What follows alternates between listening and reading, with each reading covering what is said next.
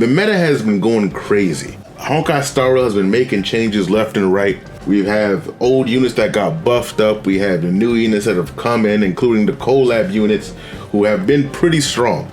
So all kinds of changes have been happening, and apparently Prydwen has made some changes that, well, might be a little controversial. So let's take a look. So here we got the new tier list here. Now at first glance, I'm not gonna lie, I see some things that I don't like. Some things I understand, but some things I don't like. But we're gonna talk about all of them. So let's start at the top in the DPS category.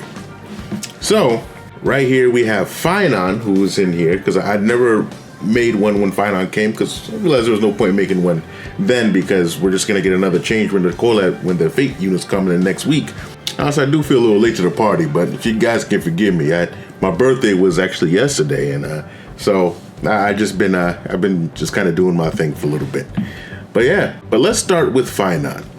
So Phainon started here at tier 0, which I don't really disagree with, honestly.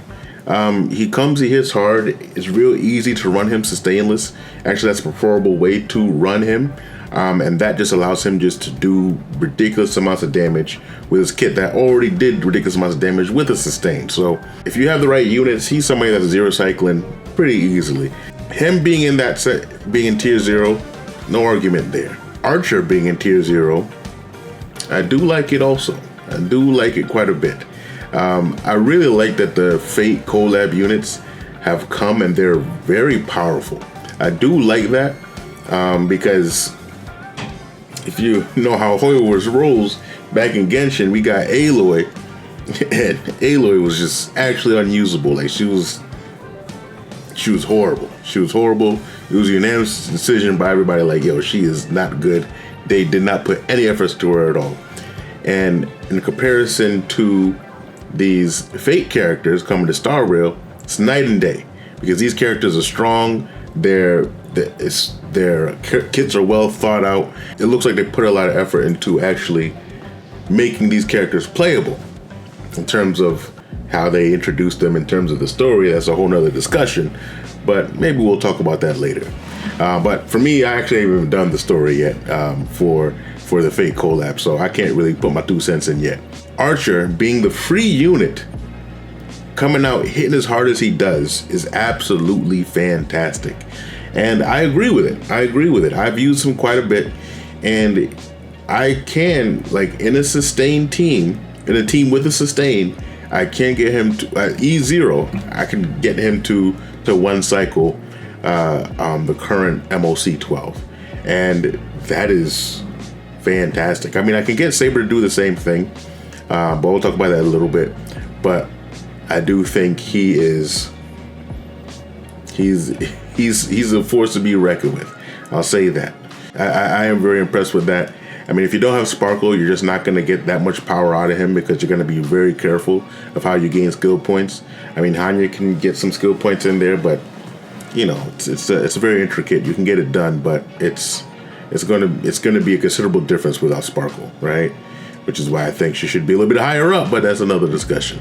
Now, the one thing I have a problem with here is this change right here, Anaxa and the Herda. I don't understand how Anaxa, the sub DPS for the Herda, is being considered to be better than the main damage dealer of that team.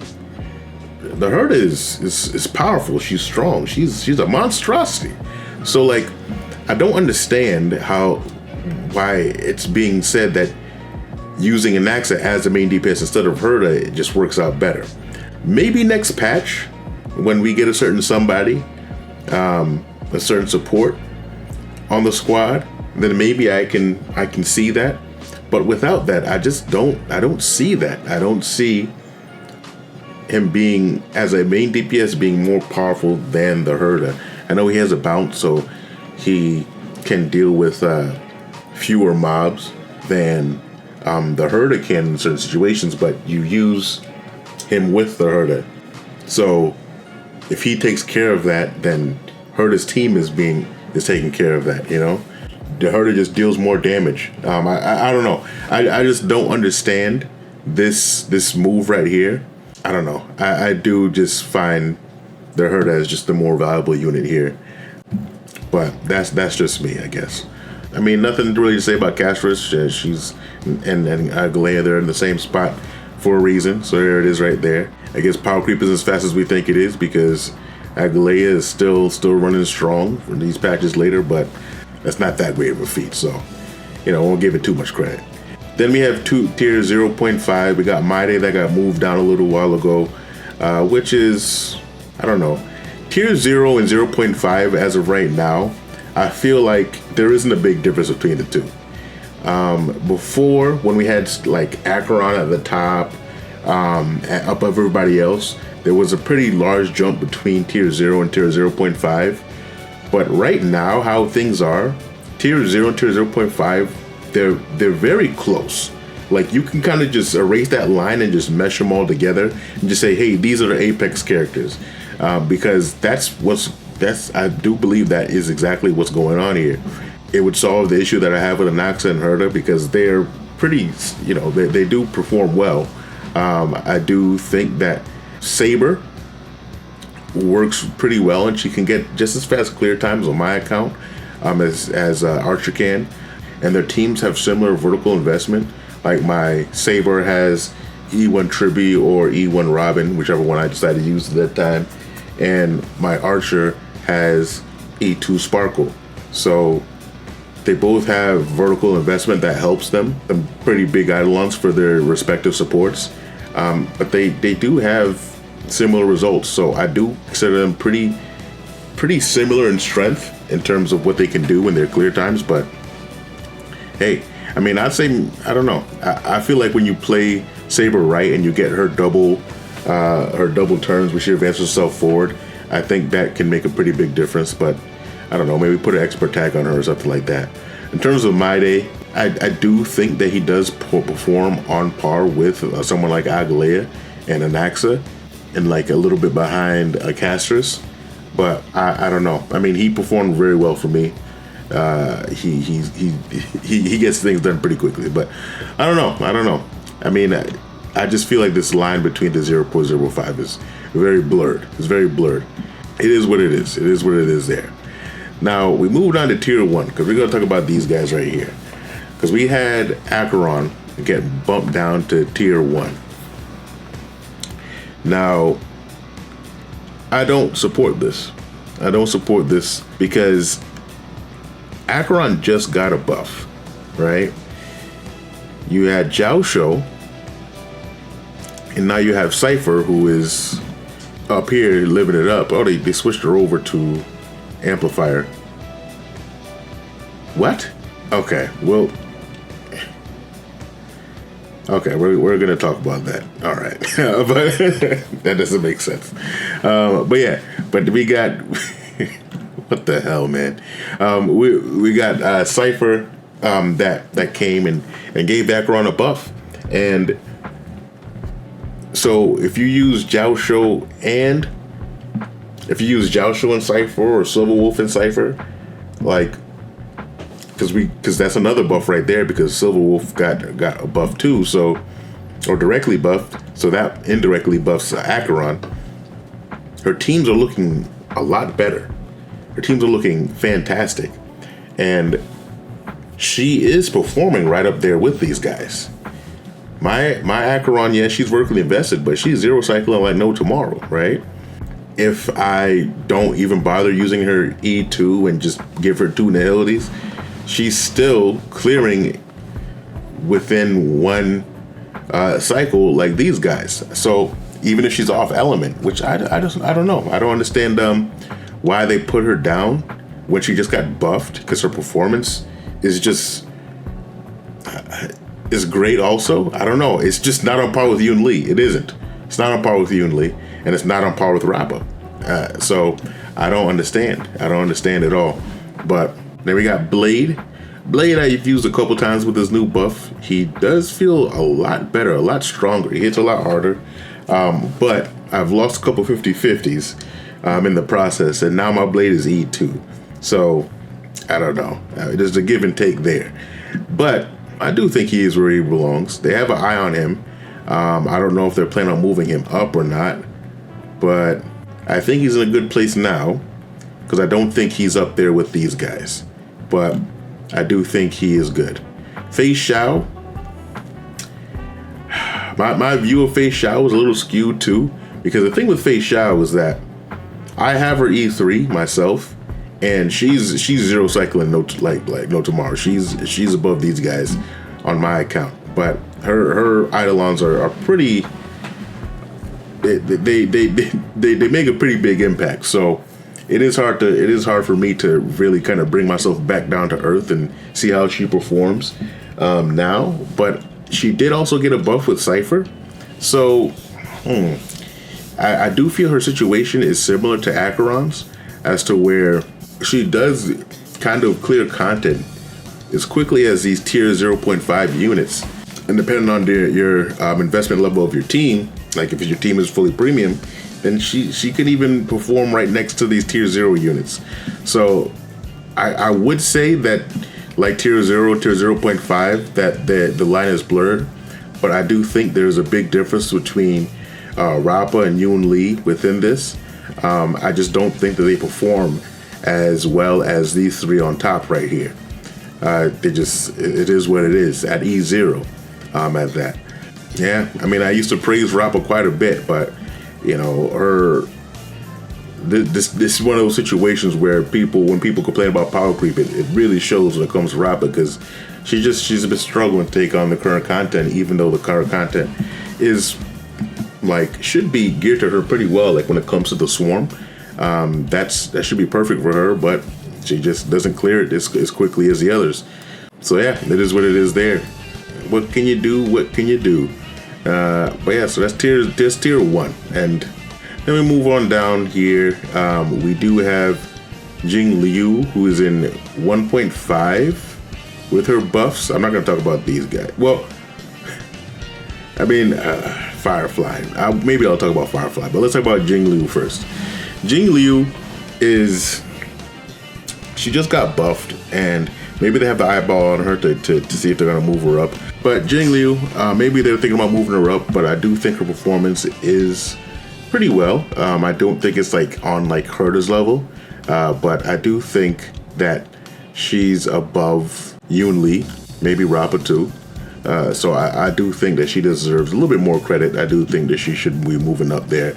But Jing Liu is looking pretty good, especially if you have Hyacine. If you have Hyacine, Jing Liu is sitting pretty. And I think they should assume that you do have each character's best team, because you want to look at how these characters perform at their peak without vertical investment. So I do think that with Sunday, with Tribby, with Hyacine, I do think that she is performing right up there with Blade. So yeah, I do think they kind of cut her short there. So it is what it is there. And then the rest of the people down here, I'm just not going to bother with. My poor Dr. Ratio, our free unit from days past, has fallen very far. It is what it is. Cypher gave you a buff, but it wasn't a big enough buff for even to make a difference. He's still struggling. I tried to use him, but he's struggling hard. It is what it is. All right. But yeah, that's for the DPS. Now let's go to the support DPS here.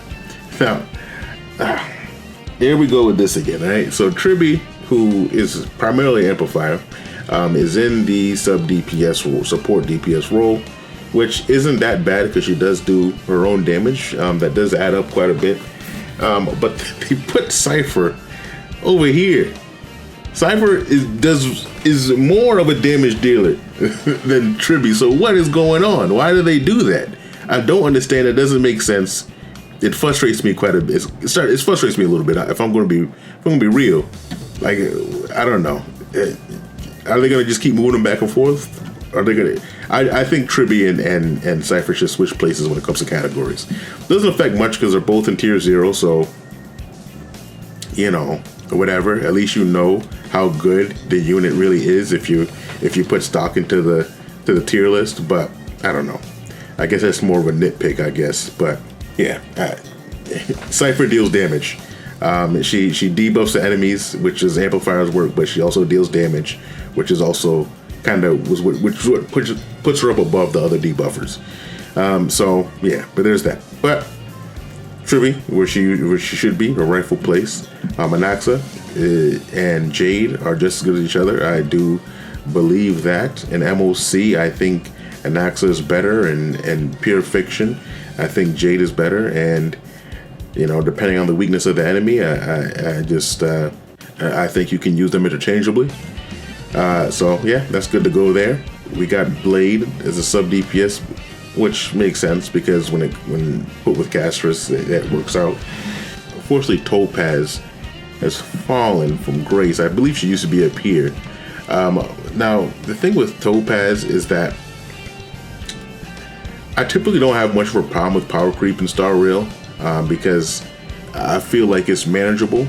A lot of people don't like it, understandably so.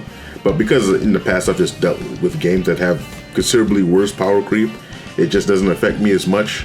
But with Topaz, it's a situation where I didn't like it at all.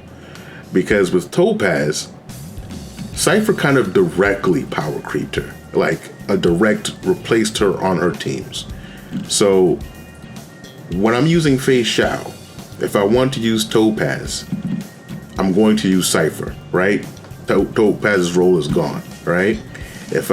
For Dr. Ratio, if I want to use Topaz, Cypher's there, role is gone, right? She just deals more damage.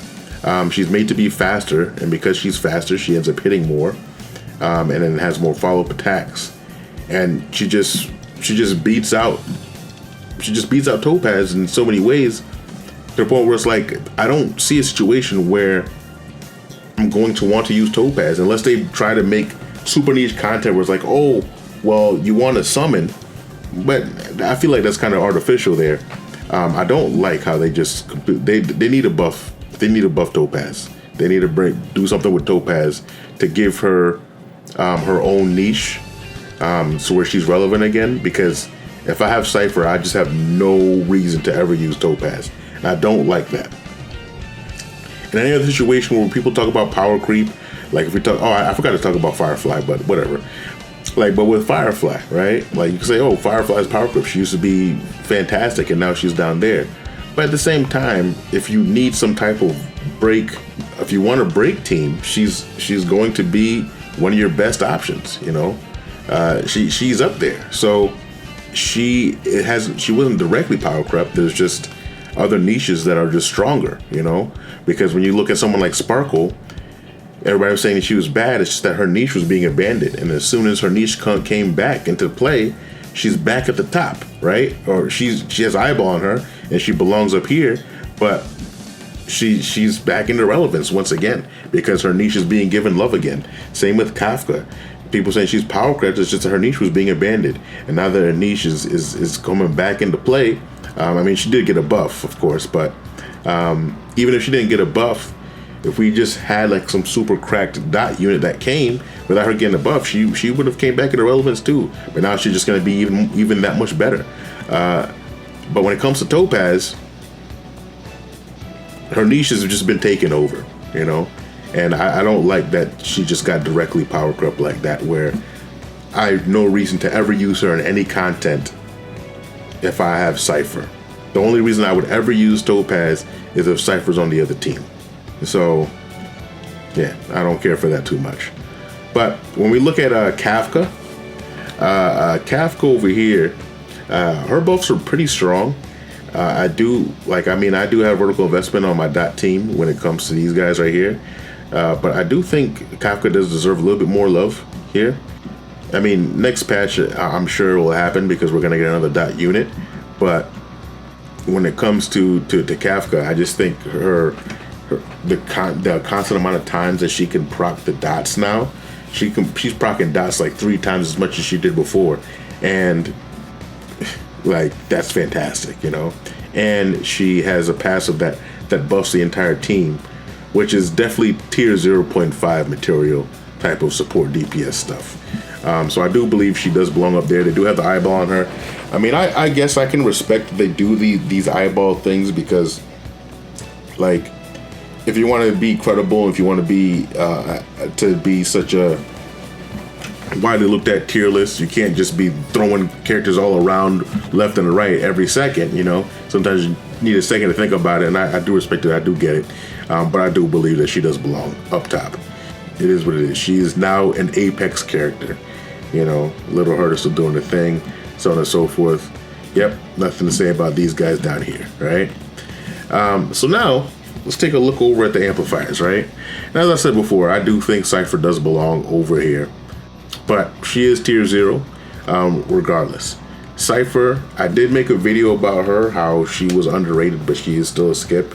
I do stand by what I was saying in that video. I do think she was underrated. People were hounding on her. People were saying that she wasn't that good, and so on and so forth. When I knew for a fact that she was going to be cracked, she was going to be crazy. She just wasn't necessary when you were stuck between Hyacinth and Phainon and the Fate collab. She's somebody that you can get on the rerun. Her value is going. I do think her value is going to stay true for quite a while.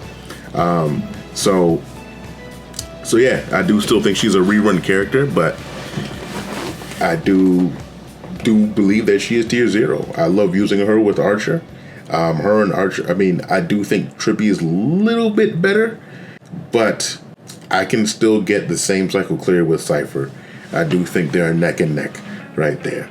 And then she's the best in slot for Phase Shao. She's best in slot for Acheron. I do believe what she does is she kind of brings those two up to the level of these guys here in 0.0.5. I do believe she does buff some of the old units indirectly. So Cypher is a force to be reckoned with. I do like her placement. I love her placement. It's good to go. Robin is still holding it up right there. She still has her niches are still doing well. I do think that the Phase Shao team does do well with the follow-ups and everything like that. And she's probably the character that stretches outside of her niche the most. Because, like, yeah, she's a follow-up support, but she can help out anybody. You know, she's really good with Agalea. She's really good with Anaxa. She's really good with Phainon when you're going to Stainless. She's like neck and neck with Trippy when it comes to Saber. She's really good when it comes to Herda. She's helping out everybody. She is helping out everybody that is attack scaling, and she has a very comfortable spot up in tier 0.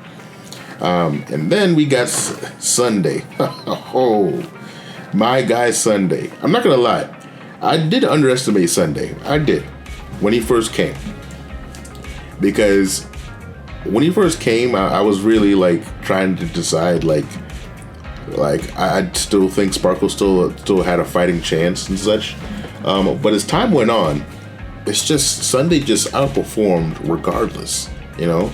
And a lot of it is that energy recharge that he gives, that the energy that he feeds your main DPS. And when you have someone like Phainon who has a specific mechanic that allows that to perform well with him, because it gives him an extra thing whatever he gets. And when you have it work, when he works so well with Agalea, he works so well with Anaxa, he can work with Archer, but Sparkle definitely wins there. He works okay with Casterus. You know, I'd say him and RMC are pretty similar when it comes to performance, but he works best with Maide. He works best with Saber. He works really well with Herda. I do think Sparkle's better for Acheron, but I'd say they're pretty close. You know, he works best with Blade, with Yoon Lee, with Jin Wan, with Jing Liu. Sunday's only problem is that we don't have two of them. That is his only issue. If we had another Sunday, he would be perfect, you know. If we had Sunday and Saturday, it would be fantastic. You know, we had a weekend team comps going sick, you know. There's only one of him, but that one of him definitely belongs in tier 0. I definitely underestimated him. I do believe his volume has gone up since when he first came out, which has kind of led to some of that underestimation. But he is, man, every team wants him. And to think that I made a video thinking, oh, which one should you get, Sunday or Fugue? And well, the choice is clear now. The choice is clear now. I'll tell you that. I could have predicted that. But yeah, and then RMC, you love to see it. Keep it. So I want you guys to make note of this here, because people like to get on Star Rail when it's doing something they don't like, which is a good thing. That's fine. But I do think that people I do think people should give flowers when it's necessary to. I think giving flowers when they do something good and getting on them when they do something bad are both just as beneficial when it comes to getting the improvement of the game, because they're doing something right when you got tier 2 units that are free in tier 0. 2 free units are in tier 0. We got the main character, RMC, who you get from doing the story. It's tier 0 in MOC, Pure Fiction, and Apocalyptic Shadow. That is crazy. That is insane. He is a top tier, top of the line unit. The only Amplifier that has that rating in all 3 endgame modes. Insane, right? I mean, Triby's up there, even though I think Triby should be an Amplifier, but she's in a different category. But yeah, RMC is fantastic. And when they have Archer down in tier 5 for Pure Fiction, even though I do believe Pure Fiction he can do better if you have good SP regeneration there. He can do his thing there, but here's what you got to be careful with that.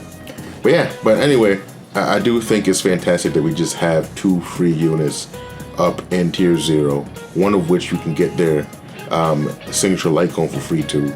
I do think that is a very good thing, a step in the right direction. Star Rail does do things good, despite popular belief. So there's that right there.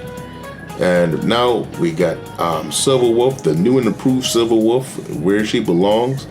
I don't wonder what the eyeball is. Are they thinking about putting her in tier 0? I don't think she belongs in tier 0. I do think she belongs in tier 0.5. The reason why I think she belongs in tier 0.5 because she is great. She is fantastic. She is a great alternative. She's not the best in any situation. She's the second best in many situations. I think that's what's going on here, right? She's not better than Cypher and Triby and Archer teams. She's not better than like Robin or Triby and the Naxa teams. Or Aglaya teams or Castro's teams, things like that. I don't think she's good at in Phainon teams at all because the debuffs will expire. I do think that she's a great pick, a great secondary pick. I just don't think she's the main pick. So I do think tier 0.5 is where she should stay. I don't think she should move from there. That's the thing, especially at E0. Ron May still doing her thing, tier 0.5. I do believe outside of break teams, because break is kind of falling off a little bit. Without break, she's similar to Silver Wolf, where she's the second best in a lot of these situations, where you can put her with any of these characters here in the apex and just below, and she'll do just fine. So I do think 0.5 is where she's good, and she was free too. You can still get her for free if you didn't use your stuff and get Luocha. So she's free too. That's fantastic. Luocha belongs up here, but we'll get there. That's fantastic. We have 1, 2, 3 free units that are Apex. Ridiculous. I mean, they can be more generous too, but we don't want to glaze them too much, but I do think that is a step in the right direction. That's the type of behavior we should be encouraging. So there we go. So there's that, right? So now we got Bronya, who got moved up because of this guy right here, Phainon, who has brought her back to glory. Hallelujah, thank God, because she was struggling. She was struggling a little bit, you know. But for Phainon, she is, depending on the situation, she can be best in slot as of right now. Depends on how your Sparkle is looking. But yeah, she's looking A-okay when it comes to Phainon teams. And yeah, I do definitely commend her for that there, right? Zhao Shou got nothing to say about him there. He's same old. And then Sparkle. Sparkle, her rise to glory is fantastic. She is a fantastic support. The best in the slot by a lot for Archer. Our free unit that packs a punch. And the reason why I'm emphasizing that he's a free unit is because that means everybody has him. And if everybody has him, that means everybody needs Sparkle. And that is huge. That is huge. And yeah, I do think Sparkle belongs up here in tier 0.5. And because they might be hesitant because it's just Archer, but I argue that Sparkle can be right up there in terms of best in slot with Phainon, depending how fast you got her, right? I have my Sparkle with 160 speed on the win set, and with Phainon, I'll have her make sure she has dance. She's going pretty often, right? So if you have her that fast, she is going to do just as well as Bronya when it comes to, or even better than Bronya when it comes to Phainon teams, because even if she doesn't advance all the way up, when she does that skill, Phainon still gets that energy point, right, to do his burst. And sometimes that's all you need. Most of the time, that's all you need. So I move her on up to tier 0.5. I see the eyeball there. Yeah, you got the right idea. Bring her up, right? Nothing to say about these guys down here. Well, maybe a little bit about Ting Yun. Ting Yun is moving on up. She works well with Saber. She works well with Phainon. I do believe her resurgence has come up. She belongs in tier 1. Move her up. She belongs there. She earned it. She has stood the test of time. She's made a comeback. You know, treat her well. You know, tier 1 for her. And then Sustain. I don't have much to say about the Sustain because that really hasn't changed. Yeah, it is what it is here. I mean, Hua was doing a thing. Hyacinth is doing a thing. Hyacinth is looking even better now because Blade and Jing Liu really want her, you know, along with the characters who already did, like Castris. And she's just an overall generic good support. If you have her light cone, this doesn't include her having a light cone, but she does have her light cone. She's now really good or best in slot for Acheron. Like, she is the best sustain in the game, with Huaho Arkley being right up there too, because how many people love her, the energy that she gives, you know. Gallagher doing his thing. He's staying strong to 4-star. You know, I think he was our last Mose was our last 4-star, but he's the reason why we don't get a lot of 4-stars. You know, he was too good. You know, another Bennett situation all over again. I don't think he's as good as Bennett is comparatively, but you know what I'm saying. But yeah, but Luosha needs to move up. I do think that Luosha needs to move up. Well, I don't know. Maybe leave Luosha where he is. He's fine. He's fine in tier 1. Never mind. I just like him. I like him. I like Luosha a lot. But tier 1 is where he belongs. Never mind. I prefer to use him over Gallagher when it comes to Archer teams, because Gallagher is great and he has his reasons why he's up here in tier 0.5. But at the end of the day, he just doesn't heal as much as Luosha, right? So if you're willing to retry a bunch to the point where you can stay alive with Gallagher, you know, that's going to work out really great, right? But Luosha gives you that comfort, right? He's going to always be SP positive. You can basic with him every single time, but that healing is wonderful. So like scenario, you're playing with Archer, right? And whoever hits the enemy gets healed, right? Because of his Besotted. But what about Sparkle, right? Sparkle isn't hitting the enemy, so she isn't getting too much healing. He's only getting healed with his enhanced basic or if he uses skill with him, right? Whereas with Luosha, whenever anybody hits, everybody gets healed. So he just does better, and then his zone has better uptime. because the enemies have to have Besotted, whereas the zone just lasts no matter what. I have a fast Ultra, so even though the zone disappears fast, it comes back just as fast, or faster. So that's why I like Ultra a lot, but Gallagher just has better utility. So if you're willing to just restart a couple times, then at the end of the day, Gallagher's going to get you better results. So yeah, and then Phainon has fallen from grace quite a bit, which I do agree with, unfortunately. It is what it is.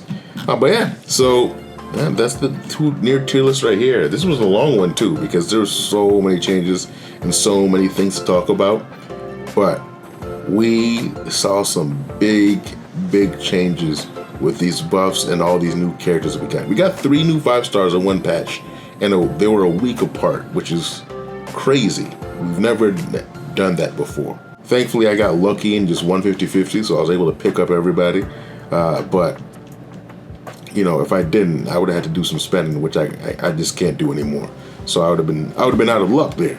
But yeah, a lot of these are fair, but since there's so many changes, there's so many things that I would change about this tier list. And yeah, those are the changes that I thought that should happen. But a lot of these characters are just performing phenomenally, and it's good to see. It's great to feel, because now I can use whatever team I want. It feels like I have all kinds of options because I have different characters that I've picked up along the way. And yeah, I can just do dot if I feel like doing dot. You know, I can do my herder team if I feel like doing my herder team. I can do my Phainon team. I can do anything that I want. You know, I just used Blade a little while ago to see how he compares versus Saber, and like the options are limitless now, because so many of these characters, tier 1.5 and up, are just performing so well. You know, I mean, yeah, some of 1.5s are struggling nowadays, but I don't think Jingli is one of them. So yeah, but yeah, tier 1 and up is just doing A-OK, perfectly fine. You love to see it. You love to see it. But yeah, what do you guys think? What do you guys think of the tier list here? Are you guys eating good with some of the units that you have in tier 1 and up? Do you agree with some of the changes they didn't make here? Would you make any changes yourself? Let me know in the comments down below. Like the video if you like the content I'm giving. Of course, subscribe to the channel so you get more content like this. Down here, let you know.